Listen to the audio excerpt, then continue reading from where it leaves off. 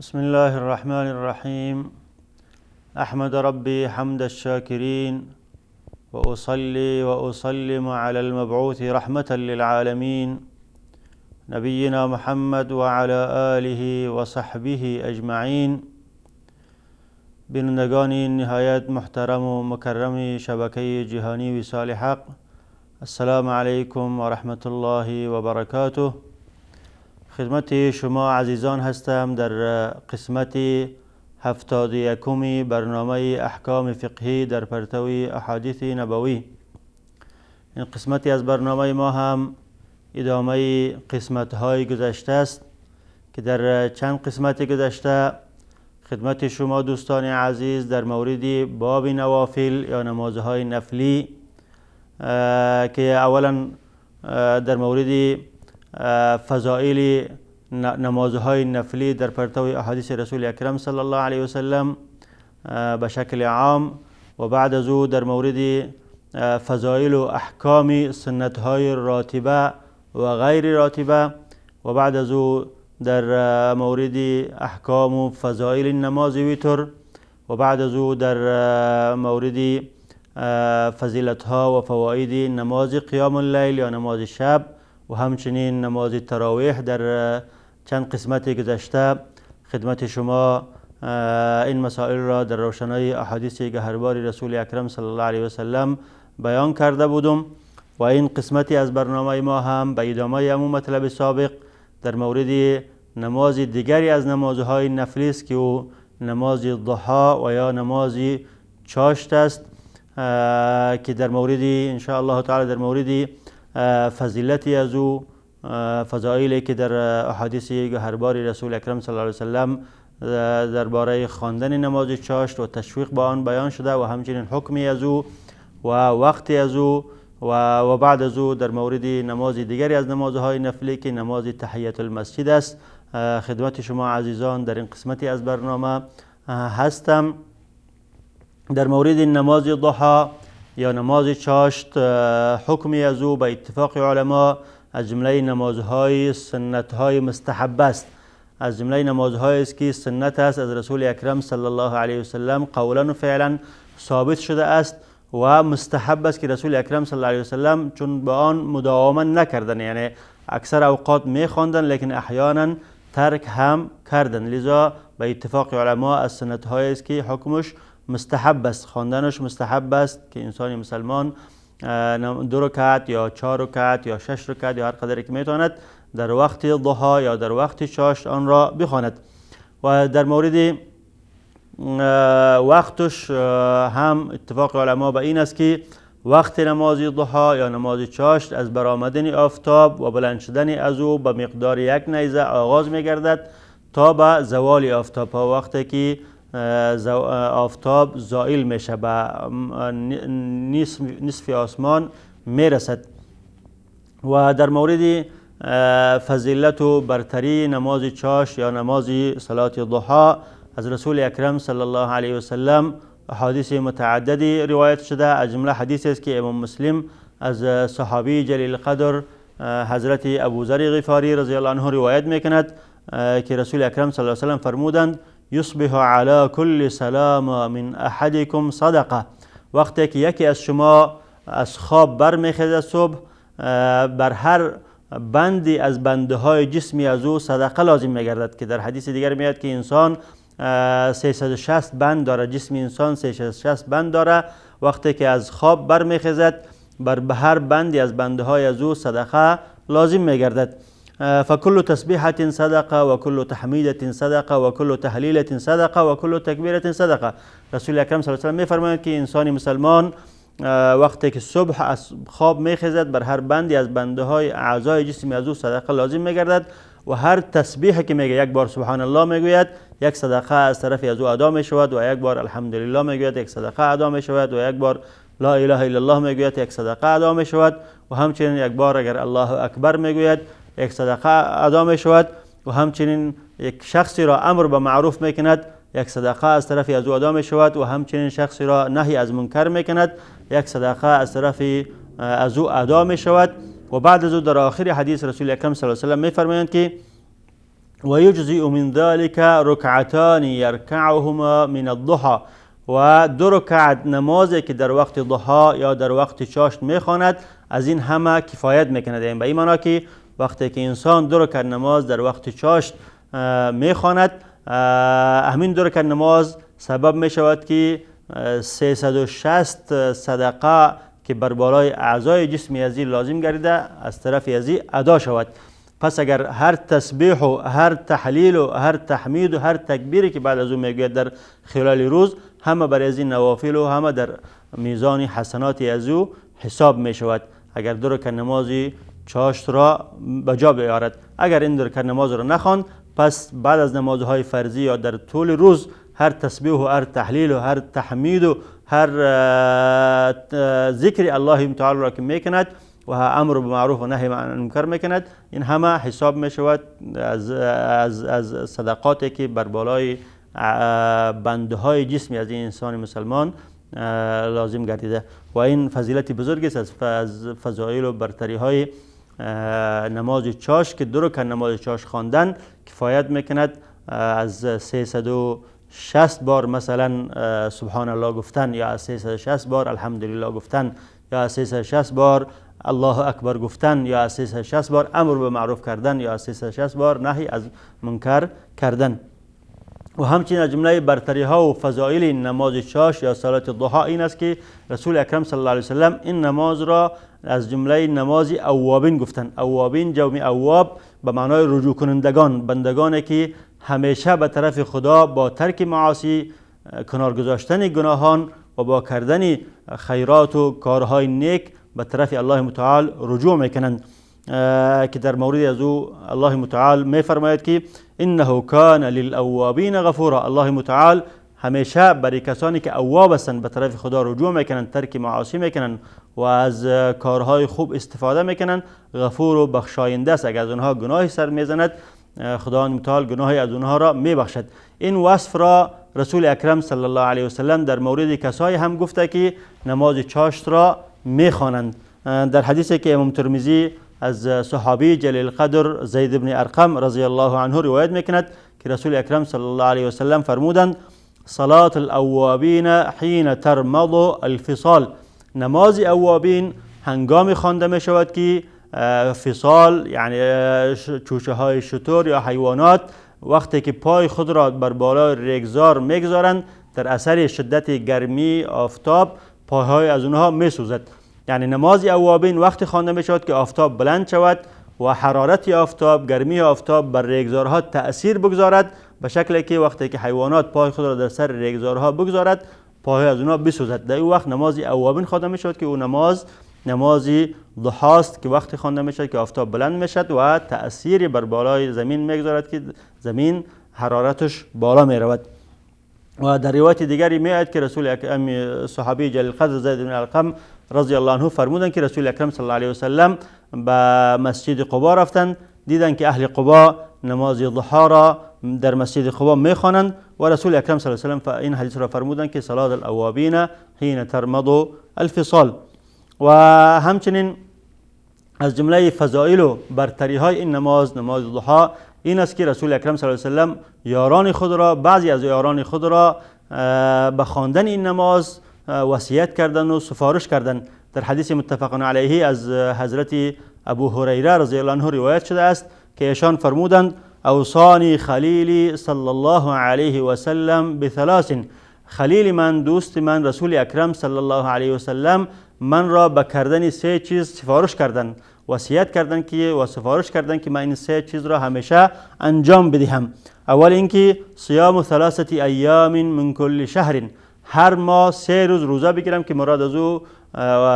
3 روز وسط هر ماه است که 13 و 14 و 15 هر ماه است که به نام ایام البیض یاد می شود و روزه گرفتن این روزها از جمله روزهای سنتی هست. و همچنین گفتند که و رکعتی الضحى. و چیز دوم که به من وصیت کردن رسول اکرم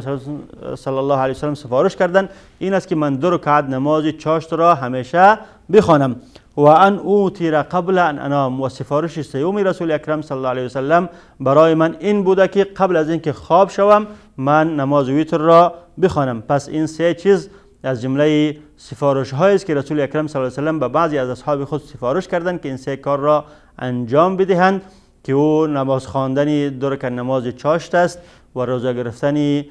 3 روزی وسط هر ماست که ایام ابلیس گفته می شود و انسان قبل از اینکه خواب میکند طهارت کند و 3 رکعت نماز وتر را بخواند و بعد از او به پای طهارت خواب بکند. و همچنین در حدیث دیگر امام مسلم از صحابی جلیل القدر ابو درداء رضی الله عنه روایت میکنند که ایشان هم این حدیث را روایت کردند که رسول اکرم صلی الله علیه و سلم این 3 چیز را به من وصیت و سفارش کردند. و همچنین از برتری ها و فضائل نماز چاشت این است که رسول اکرم صلی الله علیه و سلم خواندن نماز صبح را و بعد از او خواندن نماز چاشت را بعد از نماز صبح برابر دانستند با یک حج و یک عمره. و در حدیث رسول اکرم صلی الله علیه و سلم فرمودند که کسی نماز صبح را با جماعت میخواند و بعد از او در اون جای که نماز خوانده مسجد است یا مصلی از منتظر میماند، ذکر و تسبیح الله متعال را میگوید تا اینکه وقت نماز ضحی یا وقت نماز اشراق فرا میرسد و بعد از 2 رکعت نماز ضحی یا اشراق را میخواند، مثل کسی است که یک حج و یک عمره تام یعنی یک حج و یک عمره مقبول انجام داده باشد. حدیثی که امام ترمذی از صحابی جلیل القدر انس بن مالک خادم رسول اکرم صلی الله علیه و سلم روایت میکند که رسول اکرم صلی الله علیه و سلم فرمودند: من صلى الغداة في جماعة ثم قعد يذكر الله حتى تطلع الشمس ثم صلى ركعتين كانت له كأجر حجة وعمرة تامة. کسی که نماز صبح خود را با جماعت میخواند و بعد از او در مصلای خود در جایی که نماز خوانده می نشیند و ذکر و تسبیح الله متعال را میگوید تا که آفتاب طلوع میکند و به قدر یک نیزه بلند می شود، وقت نماز ضحی یا اشراق فرا می رسد و بعد از 2 رکعت نماز ضحی را می خواند، مثل کسی است که یک حج و یک عمره کامل انجام داده باشد، یک حج و عمره که مقبول درگاه الله متعال بوده باشد این را انجام داده باشد. و این هم فضیلت و برتری بزرگ است برای این نماز که رسول اکرم صلی الله علیه و سلم بیان کردند. و همچنین از جمله برتری ها و فضائل نماز ضحی نماز چاشت این است که در حدیث رسول اکرم صلی الله علیه و سلم حدیث قدسی از الله متعال روایت میکند که الله متعال فرمودند که کسی که در اولین روز 4 رکعت نماز به درگاه من میخواند و من آخر روز را برای از او کفایت میکنم، بسنده از او هستم تا به آخر روز. حدیثی که امام ترمذی از صحابی جلیل القدر ابو درداء رضی الله عنه روایت میکند که ایشان از رسول اکرم صلی الله علیه و سلم روایت کردند و رسول اکرم صلی الله علیه و سلم فرمودند که الله متعال چنین فرمودند که این حدیث قدسی گفته می شود که رسول اکرم صلی الله علیه و سلم از الله متعال نقل میکند که الله متعال چنین فرمودند. اینکه حدیث قدسی لفظش از طرف رسول اکرم صلی الله علیه و سلم است اما معنایش از طرف الله متعال که الله متعال چنین فرمودند: ابن آدم ارکع لی 4 رکعات من اول النهار اکفیک آخره. ای ابن آدم تو در اول روز برای من 4 رکعت نماز بخوان و من تا آخر روز تو را بسنده هستم. و علما از جمله امام مبارک فوری و علمای دیگر در شرح این حدیث گفتند که مراد از این 4 رکعت نماز ضحی است یا نماز اشراق است که اولی وقت ضحی به نام اشراق یاد میشد، چون اول وقتی که آفتاب طلوع میکند و مقدار یک نیزه بلند میشود در این وقت نمازی که خوانده میشود او نماز اشراق گفته میشود، چون اولی وقتی ضحی است و شامل ضحی هم میشود و بعد از او ادامه پیدا میکند تا به زوال آفتاب که در هر ساعت از این ساعت خوانده شود نماز اشراق یا نماز ضحی به جا آورده می شود. و در مورد عدد رکعاتی که از رسول اکرم صلی الله علیه و سلم ثابت شده که رسول اکرم صلی الله علیه و سلم چند رکعت این نماز را می خواندند، 2 رکعت هم از رسول اکرم صلی الله علیه و سلم ثابت است و 4 رکعت هم ثابت است و 6 رکعت هم ثابت است و 8 رکعت هم و 10 رکعت هم و 12 رکعت، یعنی از 2 رکعت تا 12 رکعت از رسول اکرم صلی الله علیه و سلم ثابت شده که رسول اکرم صلی الله علیه و سلم این نماز را می‌خواندند. و حدیثی که 2 رکعتی بود قبلا ذکر کردیم، حدیث ابو درداء و حدیث ابو هریره متفق علیه که رسول اکرم صلی الله علیه و سلم به ایشان وصیت کردند که 2 رکعت نماز چاشت را بخوانند. و همچنین حدیث دیگری که امام مسلم از ابو ذر غفاری رضی الله عنه روایت کرده بود، قبلا ذکر کردیم که ایشان فرمودن و رکعتی الضحى، در اونجا هم 2 رکعت بیان شده. و در مورد 4 رکعت هم از حدیث از رسول اکرم صلی الله علیه و روایت شده. از جمله حدیثی است که امام مسلم از ام المؤمنین عایشه صدیقه رضی الله عنها روایت میکند که ایشان فرمودند کان رسول الله صلی الله علیه و سلم یصلی الضحى 4 و یزید ما شاء الله. ام المؤمنین از فعل رسول اکرم صلی الله علیه و روایت میکنند که رسول اکرم صلی الله علیه و نماز ضحی یا نماز چاش را 4 رکعت میخواندند و احیانا از 4 رکعت هم زیاد میخواندند. و در مورد 6 رکعت هم امام طبرانی از حضرت جابر بن عبدالله رضی الله عنه روایت میکند که ایشان فرمودند انه را النبی صلی الله علیه و صلی الضحى 6 رکعات، که ایشان رسول اکرم صلی الله علیه و را دیدند که نماز چاش را 6 رکعت میخواندند. و در مورد 8 رکعت هم احادیث روایت شده، از جمله حدیثی که ابن حبان رضی الله رحمت الله علیه از ام المؤمنین عایشه صدیقه رضی الله عنها روایت میکند که ایشان فرمودند دخل رسول الله صلی الله علیه و سلم بیتی فصلى الضحى 8 رکعات. رسول اکرم صلی الله علیه و سلم در خانه من، در حجره من داخل شدند و نماز چاش را 8 رکعت خواندند. و همچنین در حدیث متفق علیه از ام هانی روایت شده است که ایشان فرمودند ان النبی صلی الله علیه و سلم صلى صبحة الضحى 8 رکعات یوم الفتح. در روز فتح مکه رسول اکرم صلی الله علیه و سلم من دیدم که نماز چاش را 8 رکعت خواندند. و حدیث دیگری هم از رسول اکرم صلی الله علیه و سلم روایت شده که 10 رکعت و 12 رکعت را ثابت کردند. پس اگر کسی بتواند 2 رکعت بخواند خوب است، و اگر از او که زیادتر بتواند بخواند 4 رکعت یا 6 رکعت و تا 12 رکعت، هر قدری که زیاد بخواند همون قدر فضل و برتری ثواب و اجر را کسب میکند. و الله متعال برای ما و شما این توفیق را نصیب بکند. و بعد از دیدن یک میان برنامه کوتاه دوباره خدمت شما دوستان عزیز هستم با بیان فضایل نمازی از نمازهای نفلی دیگر که او تحیت المسجد است. با ما باشید. خذ من أموالهم صدقة سكن لهم صدقة تطهرهم وتزكيهم بها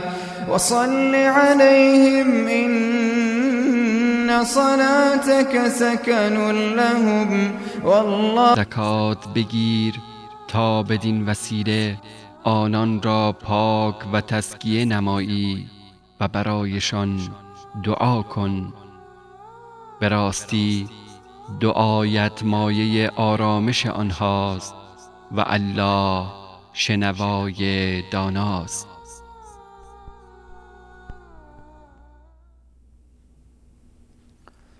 بسم الله الرحمن الرحیم. با سلام مجدد هستم خدمت شما عزیزان و ارجمندان. نماز دیگری از نمازهای نفلی که برتری و فضایل زیادی در احادیث گهرباری رسول اکرم صلی الله علیه و سلم برای از او بیان شده، نماز تحیت المسجد است. تحیه به معنای سلام. تحیت المسجد نمازی را گفته می شود که در وقتی که انسان وارد مسجد میشه، در مسجد داخل میشه، به خاطر سلام دادن برای مسجد یا اینکه نماز به منزله سلام دادن یا ادای شکر داخل شدن مسجد است. و این نماز هم از جمله نمازهای سنتی است. به اتفاق جمهور علما سنت است که انسان وقتی که داخل مسجد میشه قبل از اینکه بنشینه 2 رکعت نماز باید بخواند. و در چند حالت این نماز سنت بودنش ساقط میشه. از جمله خطیب وقتی که برای خطبه دادن وارد مسجد میشه شروع به خطبه میکنه و تحیت المسجد را نمیخواند، بلکه سلام میدهد به کسایی که در مسجد نشستن و مؤذن اذان میدهد و این به خواندن خطبه نماز جمعه شروع میکند. و همچنین وقتی که انسان وارد مسجد میشه میبینه که امام در نماز فرض ایستاده است، در او صورت تحیت مسجد نمیخواند بلکه وارد فرض میگردد. و همچنین وقتی که انسان وارد مسجد میشه و نمازهایی است که قبل از او سنت راتبه داره، مثل نماز پیشین یا نماز فجر، در او حالت هم شروع اگر به نماز سنت راتبه میکنه تحیت المسجد نمیخونه، سنت تحیت المسجد اثر ساقط میشه، همین سنت راتبه هم قائم مقام سنت راتبه میشه و هم قائم مقام تحیت المسجد. و در احادیث متعدد رسول اکرم صلی الله علیه و برای خواندن این نماز تأکید و ترغیب فرمودند. لذا بعضی از علما، جمله علمای ظواهر، علمای مذهب ظاهری، رأیشان این است که این نماز واجب است، لیکن جمهور علما جمله امام نووی ادعای اجماع داره که علما همه به این اجماع دارن که این نماز واجب نیست بلکه از جمله نمازهای سنتی است. اما ترغیب زیادی در احادیث از رسول اکرم صلی الله علیه و وارد شده، از جمله حدیث متفق علیه است از صحابی جلیل القدر حضرت ابو قتاده رضی الله عنه که ایشان فرمودند که رسول اکرم صلی الله علیه و چنین فرمودند که اذا دخل احدکم المسجد فلا یجلس حتی یصلی رکعتین. و حدیث هم حدیث متفق علیه است، حدیثی است که امام بخاری و امام مسلم این حدیث را روایت کردند که رسول اکرم صلی الله علیه و فرمودند وقتی که یکی از شما وارد مسجد میشه ننشیند تا که 2 رکعت نماز بخواند. و در روایت دیگری به شکل امر می آید که اذا دخل احدکم المسجد فلیرکع رکعتین قبل ان یجلس، که وقتی یکی از شما وارد مسجد میشه قبل از اینکه می نشیند باید 2 رکعت نماز بخواند که همون 2 رکعت نماز تحیت المسجد است. و همچنین حدیث دیگری متفق علیه از حضرت جابر بن عبدالله رضی الله عنه روایت شده که ایشان فرمودند که شخصی به نام سلیک الغطفانی وارد مسجد شد و رسول اکرم صلی الله علیه و سلم در نماز جمعه خطبه میدادند و این شخص نشست و رسول اکرم صلی الله علیه و ایشان خطبه خود را قطع کرد و ایشان پرسید که آیا تو 2 رکعت نماز خواندی؟ این گفت که نه خیر من نخواندم. رسول اکرم صلی الله علیه و سلم به ایشان فرمودند که قم فصلی، امر کردند که تو بخیز 2 رکعت نماز را اول بخوان. لذا بنابراین احادیث که تشدید از طرف رسول اکرم صلی الله علیه و آمده و ترغیب زیاد آمده، بعضی از علما گفتیم که از جمله علمای ظواهر رأیشان این است که این نماز واجب است، لیکن جمهور علما گفتند که این نماز واجب نیست بلکه از جمله نمازهای سنتی هست. و این امر رسول اکرم صلی الله علیه و که به سلیک الغطفانی امر کردند که قبل از اینکه بنشینه باید 2 رکعت نماز بخواند و همچنین در حدیث متفق علیه امر کردند که فلا یجلس حتی یصلی رکعتین یا فلیرکع رکعتین. این امر احادیث دیگری از رسول اکرم صلی الله علیه و ثابت شده که این امر را از وجوب به سنت بودن تحول میگرداند. از جمله حدیث است که وارد شده که رسول اکرم صلی الله علیه و روز جمعه خطبه میدادند و شخصی وارد مسجد شد و میخواست که در صفهای قبلی خود را برساند. رسول اکرم صلی الله علیه و برایشان فرمودند که اجلس فقط آدیت، تو بنشین مردم را اذیت کردی، هر جایی که صف خالی است همونجا بنشین، تو کوشش نکنی که خود را به صفهای اول برسانی و مردم را اذیت کنی، از شانهای مردم تیر شوی. در این حدیث رسول اکرم صلی الله علیه و او را به خواندن 2 رکعت نماز امر نکردند بلکه گفتند که تو بنشین، هر جایی که صف خالی است همونجا بنشین. و همچنین حدیث متفق علیه که اعرابی نزد رسول اکرم صلی الله علیه و آمد و از ایشان درباره احکام نماز، احکام اسلام پرسید و از جمله وقتی که درباره نماز پرسید رسول اکرم صلی الله علیه و فرمودند که 5 صلوات کتبهن الله لك، در یک وقت در یک شب و روز الله متعال فقط 5 وقت نماز را واجب و فرض گردانیده. و این اعرابی وقتی که پرسید که های غیر از 5 وقت نماز دیگری هم فرض است، رسول اکرم صلی الله علیه و فرمودند که لا الا ان یتطوع، غیر از این 5 وقت نماز هیچ نماز فرضی و واجبی دیگر نیست مگر اینکه تو نفل بخوانی. و این حدیث هم دلالت به این میکنه که فقط نمازهای فرضی واجب فقط 5 وقت نماز است، اما دیگر نمازها همه در جمله نوافل و سنت ها داخل میشه که بعضیا مؤکد است که زیاد رسول اکرم صلی الله علیه و به او تاکید کردن و بعضیها هم مستحب است که تاکیدشان کمتر بوده یا رسول اکرم صلی الله علیه و بعضی وقت خواندن و بعضی وقت ترک کردن. و این حدیث این سنت راتبه هم رسول اکرم صلی الله علیه و تاکید کردن و انسان مسلمان وقتی که وارد مسجد می شود باید این 2 رکعت نماز را بخواند، الا اینکه اگر امام در فرض ایستاد باشه باید داخلی فرض شود، یا اینکه اگر میخواست که سنت راتبه بخواند و این سنت راتبه قائم مقام تحیت المسجد میشه و تحیت المسجد از سری از او ساقط میشود. و از جمله مسائلی که تعلق میگیره به این که اگر انسانی مسلمان داخل این مسجد شد سهوا یا جهلا یا با نادانی نشست 2 رکعت نماز را نخواند، آیا بعد از اینکه یادش آمد یا کسی او را یاد داد افضل است که بخواند استاد شود بخواند یا اینکه بعد از نشستن از او ساقط می شود؟ اکثر علما به این اذعان دارند که وقتی که انسان داخل مسجد می شود و سهوا یا جهلا این رکن نماز را نمیخواند و می نشیند و بعد از او یادش میآید یا کسی برای او یاد میدهد، افضل و بهتر است که ایستاد شود و این رکن نماز را بخواند، چون امام ابن حبان رحمت الله علیه در صحیح خود از حضرت ابوذر غفاری رضی الله عنه روایت میکند که ایشان فرمودند که ما داخل مسجد شدم و رسول اکرم صلی الله علیه و آله از ما پرسید که رکعت رکعتین، یعنی داخل مسجد شما نشستم و رسول اکرم صلی الله علیه و آله از ما پرسید که آیا تو دو رکعت نماز تحیت المسجد را خواندی؟ من گفتم که لا نخواندم. رسول اکرم صلی الله علیه و آله فرمودند که قم فرکعهما، تو ایستاد شو این دو رکعت نماز را بخوان. و در اینجا حضرت ابوذر غفاری نشسته بودند و بعد از اینکه رسول اکرم صلی الله علیه و آله پرسیدند که آیا دو رکعت نماز را خواندی و اینا گفتند که نه نخواندم، رسول اکرم صلی الله علیه و آله امر کردند که تو بخواه دو رکعت نماز را بخوان و ایشان ایستاد شدند و دو رکعت نماز را خواندند. پس اگر کسی که سهوا یا جهلا از نگاه نادانی از نگاه نافهمی می نشیند و کسی یادش می دهد یا خودش یادش می آید، افضل است که بخواه این دو رکعت نماز را، نماز تحیت المسجد را بخواند. و در موردی که آیا در و اوقات منهیه، سه وقت که نهی است که بعد از نماز فجر تا که آفتاب طلوع میکند و بعد از نماز عصر تا غروب آفتاب و همچنین در وقت زوال در این اوقات خوانده میشود یا نمیشود اگر کسی داخل مسجد شود. علمای احناف و همچنین امام اوزاعی و امام لیث و علمای دیگر فقها اهل رأیشان این است که در اوقات منهیه داخل خوانده نمیشود، یعنی اوقات منهیه همچنانه که نوافل را شامل می شود، عام نوافل را که در عام نوافل در اوقاتی که نهی شده نماز خواندن در اوقات خوانده نمی شود، تحیت المسجد هم خوانده نمی شود. اگر کسی بعد از نماز عصر داخل مسجد می شود یا در وقت زوال آفتاب یا بعد از نماز فجر داخل مسجد می شود، این نماز را نمی خواند. این رأی علمای احناف و امام اوزاعی و امام لیث است و علمای دیگری از جمله امام شافعی و امام احمد در یک روایت و بعضی علمای دیگر رأیشان این است که این نماز از جمله نماز ذوات الاسباب گفته می شود. بعضی نمازها را به نام ذوات الاسباب یاد میکنند که روی یک سببی خواندنش سنت است که او مثلا نماز جنازه است، نماز دو رکعت طواف است و همچنین نماز تحیت المسجد است. گفتن این ذوات الاسباب در هر حالت خوانده می شود. و همچنین از جمله نمازهای نفلی که فضیلت و برتری برای از او آمده،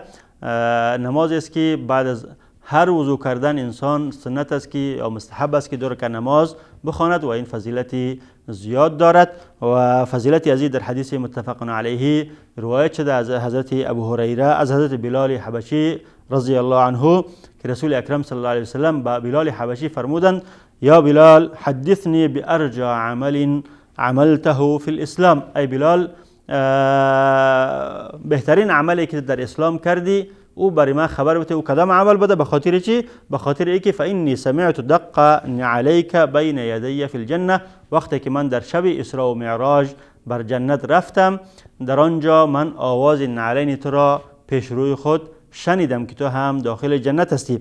و تو کدام عمل را انجام میدادی که ما تو مستحق جنت شدی ای بلال؟ رسول اکرم حضرت بلال فرمودند که ما عملت عملا ارجع عندي اني لم اتطهر طهورا في ساعة من ليل او نهار الا صليت بذلك الطهور ما كتب لي ان اصلي. ما بهترین عملی که ما پیش خود امید دارم که مرا به این مقام رسانده باشه او این است که من در هر ساعتی از ساعتهای شب یا روز هنگامی که وضو میکردم بعد از وضو آنچه که الله متعال برای من میسر میکرد او را میخواندم که 2 رکعت نماز یا 4 رکعت یا 6 رکعت یا کم و بیش میخواندم. پس افضل و بهتر است که انسان هر وقتی هر ساعتی از ساعتهای شب یا روز وضو میکند، مستحب است که 2 رکعت نماز یا اگر خداوند توفیق میده که از او بیشتر 4 رکعت یا 6 رکعت یا بیشتر بخواند و این هم فضیلت است که به حضرت بلال نصیب شد تا که نصیب مسلمان های دیگری بگردد که خداوند آنها را توفیق به کردن این کار نصیب میگرداند و الله متعال برای ما و شما هم توفیق عمل نصیب کند تا که علاوه بر نمازهای فرضی کوشش کنیم که نمازهای نفلی که رسول اکرم صلی الله علیه و سلم به خواندن آنها ترغیب کردند و اجر و ثواب و پاداشی که در احادیث گهربار خود برای از او بیان کردند نصیب ما و شما گردد و آخر دعوانا ان الحمد لله رب العالمین.